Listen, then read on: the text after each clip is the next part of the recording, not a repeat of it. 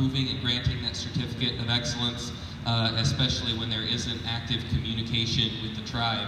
How does NAGA go about that process? What are some of the things that they look at? Well, what we always tell a school district, if you can partner with a local tribe, do that. And in addition, if you want to partner with a national organization, because most of these tribes don't have a certification process, they don't have curriculum, they don't do this, this isn't what they do. This is what we do as a national organization.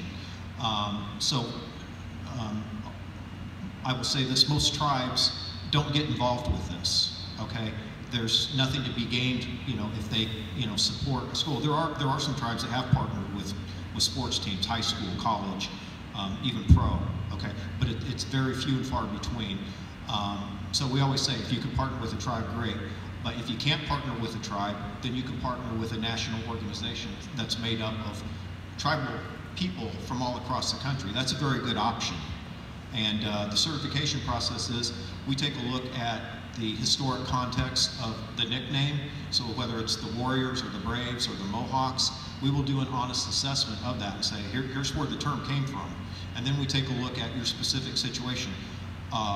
What is the history behind your school's use of that nickname and logo? And then we make a series of recommendations, which always includes having standards for fan behavior. So we always say, do not have a costumed entertainer on the sideline being a fool dressed up like an Indian. Don't go wearing a headdress to the ball game, because that's something that's earned, that's something sacred to Native Americans. So there's some common sense thing. And then the other thing that we ask the school to do is use your platform as an educational institution combined with the outreach, the unparalleled outreach of athletic programs to educate the community about Native Americans. And that can come in the form of curriculum, which we're developing, that they can use our curriculum. It can be as simple as during November, Native American Heritage Month, host in an area like this, like a Native American art show or something like that. Take the kids on a powwow once per year, as a field trip. There's a number of things that you can do. And if the school will commit to doing these things, then we will certify you as a center of excellence for American Indian remembrance and education. And it comes with a plaque, and we always give a gift that's customary in Native culture. And we give them an authentically made star quilt. So just a week and a half ago, we did that with the Belmont, North Carolina Red Raiders. They had the opposition there. Me and Eunice Davidson were there, and they had the opposition in the forum, and at the end of it, they had a question and answer where we passed the mic. Every single person that spoke at that meeting was on the change crowd, and there was only 8 out of a group of maybe 60, 70 people. They yelled and they shouted. Me and Eunice, we just gave the facts very calmly, just like we did here.